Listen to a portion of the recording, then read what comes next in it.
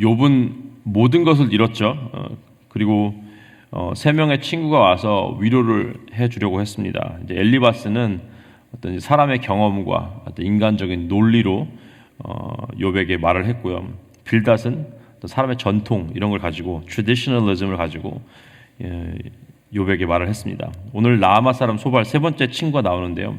이 사람은 약간 원론주의, 그러니까 리걸리즘을 바탕으로 이렇게 얘기를 하는 것을 보게 됩니다. 소발이 말하는 이 진리는 사실은 틀린 말은 아닙니다. 하지만 그 진리를 통해서 사람을 살리고 세워주는 일을 해야 되는데 오히려 마음을 다치게 하고 억누르는 일을 이 소발이 하고 있습니다. 저는 이제 지금도 그렇지만 저는 세계관이 두 가지 세계관이 존재한다고 생각을 하는데, 하나는 이제 성경적인 세계관, 말씀을 바탕으로 우리가 세상을 해석하고 판단하는 것이고요. 다른 것은 이제 세속적인 세계관이죠. 인간 중심적인 세계관입니다. 인간 중심적인 생각으로 이 세상을 판단하고 해석하는 것이죠. 근데 오늘 소발의 말을 좀 살펴보니까 한 가지 더 추가해도 괜찮을 것 같습니다.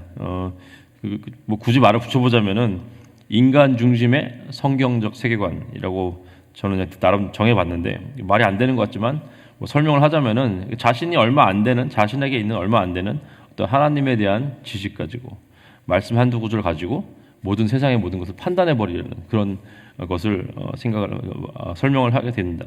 그래서 오늘 본문에서 소발이 어떤 지식으로, 어떤 방법으로 이 욥의 고난을 해석하려 드는지 보도록 하겠습니다. 세 가지로 이제 욥의 고난을 이제 해석을 하고 있는데, 첫 번째는 욥의 죄악이죠. 2절 보시면은 말이 많으니 어찌 대답이 없으랴, 말이 많은 사람이 어찌 의롭다 함을 얻겠느냐. 그러니까 소발은 욥의 말이 쓸데없다는 것입니다. 의미 없는 말이다. 너무 말이 많다. 말이 많아서 오히려 너에게 죄가 된다라고 하고 있죠. 3절 4절 보시면은 내가 자랑하는 말이 어떻게 사람으로 잠잠하게 하겠으며 내가 비웃으면 어찌 너를 부끄럽게 할 사람이 없겠느냐. 내 말에 의하면 내 돈은 정결하고 나는 주께서 보시기에 깨끗하다 하는구나. 다른 친구들과 달리 이 소발은 욥이 스스로 나는 잘못한 게 하나도 없다라고 말하는 게 되게 불편했나 봅니다. 그래서 욥이 스스로 의롭다라 생각한다면서 욥을 비난을 하는 거예요.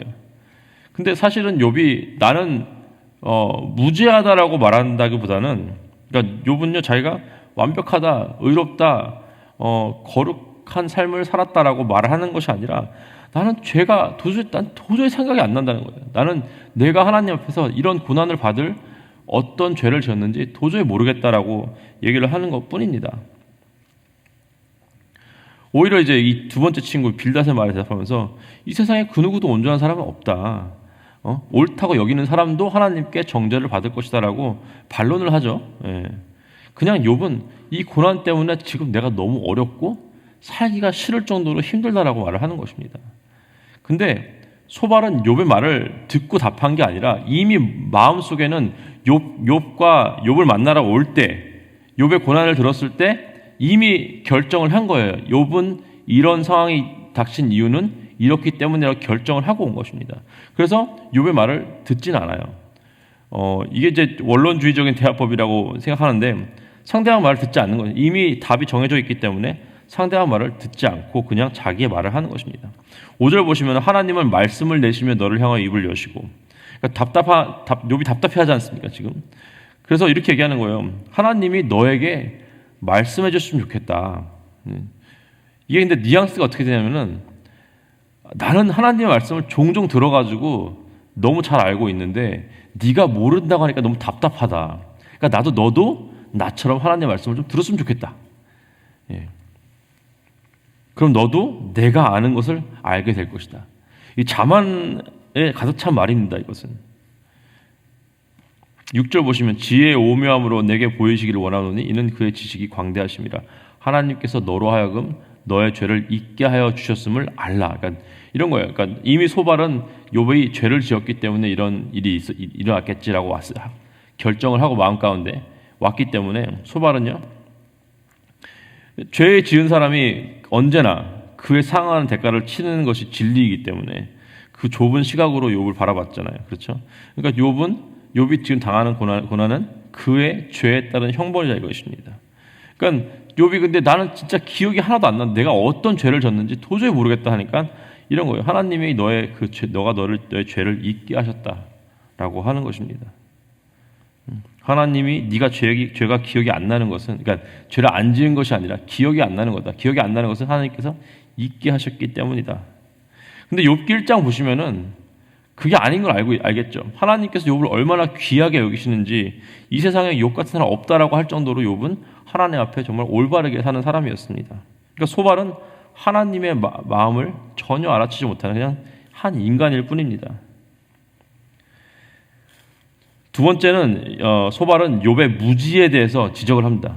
알지 못함에 대해서. 그러니까 자신은 하나님에 대한 지식이 많고 아는 게 많고, 그리고 너는 무지하다. 너는 알지 못한다. 7절부터 9절 보시면은 내가 하나님의 오묘함을 어찌 측량하며 젖는 자를 어찌 능히 완전히 알겠느냐. 하늘보다 높으시니 내가 무엇을 하겠으며 수월보다 깊으시니 내가 어찌 알겠느냐. 그의 크심은 땅보다 길고 바다보다 넓으니라. 이 말이 틀린 게 없어요. 다 맞는 말입니다.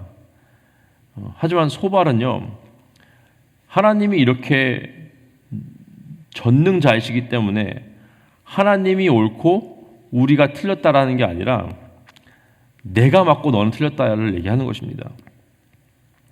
나는 하나님이 이런 분이라는 걸 알기 때문에 나는 나의 세계관은, 나의 시선은, 나의 해석은 맞고 너는 틀렸다, 너는 모른다입니다. 하나님의 오묘함과 전능하심, 하늘보다 높으시고 수월보다 깊고, 수월과 깊다는 말은 죽음을 초월하신 분이라는 뜻인데, 그리고 땅보다 길고 바다보다 넓다라는 말은 지금 이제 내가 하는 것은, 내가 아는 사실은 진리인 거예요. 내가 하나님에 대해서 아는 사실은 진리고, 내가 지금 알고 이 죄를 지은 것은 반드시 그 죄에 대한 형벌이 따르다. 이런 것을 이게 진리이고, 내 지식은 하나님을 내가 잘 아는 데에서 오는 거기 때문에 네가 모르는 이유는 하나님을 모르는 것이고 너는 틀린 것이다라고 하는 것입니다. 욥은 그냥 아무리 생각해봐도 자기가 뭘 잘못했는지 모르기 때문에 그게 궁금한 거예요. 하나님한테 묻고 싶은 거예요. 모든 것을 잃어버렸죠. 가장 아마 큰 아픔은 당연히 자녀를 잃은 것이겠죠. 그 상황이 너무나 죽을 것 같이 힘든데 이해가 되지 않는데, 소발은 그런 질문을 던지는 욥에게 그의 마음도 헤아리지 않고 그의 말도 듣지 않으면서 그냥 너는 지식이 없는 사람이다. 지각이 없다. 네가 모르니까 그런 말을 하는 것이다라고, 그러니까 가슴을 후벼파는 얘기를 하고 있는 것입니다. 11절 12절 보시면은 하나님은 허망한 사람을 아시나니 악한 일은 상관하지 않으시는 터나 다 보시느니라. 허망한 사람은 지각이 없나니 그의 출생함이 들나귀 새끼 같으니라. 이 11절 12절은요 거의 욕하는 거라고 보시면 됩니다. 쓰러져 있는 욥한테 발길질하는 거예요. 11절을 다시 이제 번역을 하자면은, 하나님은 모든 것을 다 보고 계시기 때문에 악한 일을 하는 자는 반드시 들키게 되어 있다.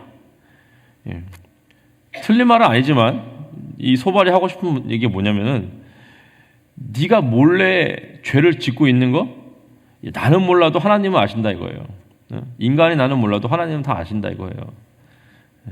그 12절은 더 심한 말입니다. 12절은 뭐냐면은, 이 허망한 사람은 사실 이제 원문을 따지면 골빈 사람이에요. 골빈 사람, empty-headed person입니다. 골빈 사람이 지혜롭게 되는 것은 들나귀가 사람을 낳는 것과 같다, 이런 뜻이에요.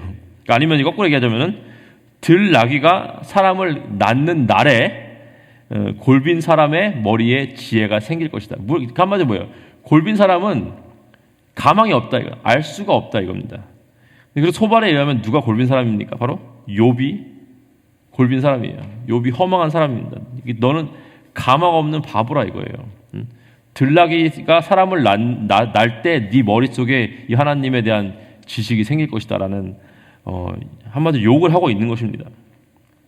근데 욥은요, 그 누구보다도 하나님을 경외하고 두려워하는 사람이었습니다. 그렇죠? 지혜의 근본은 하나님의 경외하는 데 있다고 성경은 말하고 있지 않습니까? 욥은 정말 지혜로운 사람이었죠. 세 번째는 욥의 회개하지 않음을 지적을 하고 있습니다. 13절 14절 만일 내가 마음을 바로 정하고 주를 향할 손을 들 때 내 손에 죄악이 있거든 멀리 버리라. 불의가 내 장막에 있지 못하게 하라. 그리고 이제 쭉 나오는 그 20절까지 나오는 말씀은 어쩌면 이제 희망의 메시지 같은데 이 12절까지의 이 소발의 말을 들어보면은 13절부터 20절 말씀도 희망의 메시지로 들리지 않습니다. 이 13절 14절에 개역개정에는 이 만일 if라는 단어가 한 번만 번역이 되어 있는데 원문에는 두 개가 있어요. 그러니까 13절에 만약에 내가 마음을 하나님께로 돌이키고 기도한다면 이런 뜻이고요. 14절에는 만약에 여기서도 if가 나와요. 만약에 너가 내 손을 짚고 있던 너의 삶 가운데 있던 너의 죄를 버린다면, 그 다음에 15절에 그리하면, 이 그리하면 이제 surely 반드시란 뜻입니다. 반드시 하나님께서 이 환난을 지나가게 해 주신다라고 말을 하고 있는데 무슨 말이냐면은 네가 겪고 있는 이 고통이 너의 죄 때문에 있는 것이다라는 거예요. 너의 삶 가운데 죄가 있고 네가 회개를 하지 않았기 때문에 일어나는 것이다. 그렇기 때문에 너가 회개를 한다면은 이 고통은 반드시 surely 지나가리다라고 말을 하는 것이죠. 근데 욥이 뭐가 잘못한 게 있어요? 회개를 하지 않습니까? 하나님 본인도 이 욥과 같은 사람 없다라고 평가를 하셨는데 욥은 이 말을 도저히 받아들일 수가 없습니다. 이 소발은요 욥에게 이 세 가지를 가지고 지적을 했지만 저는 오히려 소발의 세 가지 잘못을 발견할 수 있습니다. 이 원론적인 이 리걸리즘에 빠진 이 사람은 이 소발과 같은 대화를 하는데 첫 번째는요 다른 사람 말을 듣지 않습니다. 이미 답은 결정되어 있기 때문에 다른 사람 말을 듣지 않고 소통을 하려고 하지 않습니다. 두 번째는 다른 사람의 나와 의견이 다른 사람, 그러니까 나와 의견이 같지 않은 사람은 깎아내리는 것을 볼 수 있습니다. 인격을 무시하는 거죠. 그리고 세 번째는 늘 자기만의 결론과 해결점이 있습니다. 그것이 틀릴 거라고는 생각을 하지 않습니다. 자만심에서 나오는 거죠. 혹시 우리도 이런 오류를 범하고 있지 않는지 한번 돌아보길 원합니다. 하나님께서는 우리에게 정말 이 귀한 하나님의 말씀을 주셨죠. 우리에게 하나님에 대해서 아는 이 지식을 주셨습니다. 이 말씀을 보면서 우리가 은혜를 받을 수 있고 삶이 변할 수 있다는 것은 하나님께서 그것을 이해하도록 우리에게 지각을 주신 거죠. 사실 당나귀가 사람을 낳는 것 같은 기적이 우리한테 일어난 것입니다. 근데 우리는 그것을 가지고 미니스트리를 해야 돼요. 사역을 해야 됩니다. 하나님께 우리가 주신 그 지식을 가지고 그 진리를 가지고 우리는 사람을 살리고 치유하고 세워주는 사역을 해야 되는 것입니다. 하지만 이 소발과 같이 이제 원론주의적인 사고방식을 가진 사람들은 이 말씀 한 구절을 사용해도 사람을 세우는 것이 아닌 사람을 치고 넘어뜨리고 아프게 하게 만드는 것입니다. 미니스트리를 해야 되는데 혹시 미저리를 주지 않는지, 사람을 아프게 하지 않는지 우리가 돌아보는 은혜가 있기를 기도합니다. 나와 같은 이 죄인 괴수를 살리시고 내 마음 가운데 성령 하나님을 주셔서 이 세상을 살아가게 하신 이유는 그 중에 하나는 바로 한 영혼을 살리는 사역을 하라는 것임을 오늘도 여러분 기억하시고 나의 입술의 말과 나의 행동과 내 표정 하나까지도 이 미니스트리에 사용되는 이 사역에 사용되는 오늘 하루가 되기를 기도하고 또 소망합니다. 기도하시겠습니다. 하나님 감사합니다. 하나님 우리가 조금 안다고 그것을 통해서 모든 것을 원론적으로 해석하고 또한 답을 정해놓고 사람과 소통하지 않고 오히려 그 진리를 주님께서 주신 그 귀한 진리를 가지고 사람들을 깎아내리고 넘어뜨리지 않았는지 돌아보게 하여 주시옵소서. 하나님께서 우리에게 예수님 믿게 하시고 성령 하나님을 주시고 우리에게 말씀을 주신 거는 그 말씀을 가지고 한 사람을 살리는 그런 사역을 하라고 주신 것인데 그것을 우리가 잘 마땅히 감당하고 있는지 돌아보게 하여 주시옵소서. 소발과 같은 잘못을 하는 것이 아닌 정말 사람을 세우는, 사람을 살리는 그런 사역을 오늘도 감당하게 주님께서 인도하시고 함께하여 주시옵소서. 감사드리며 이 모든 말씀 우리 주 예수 그리스도의 이름으로 드렸습니다. 아멘.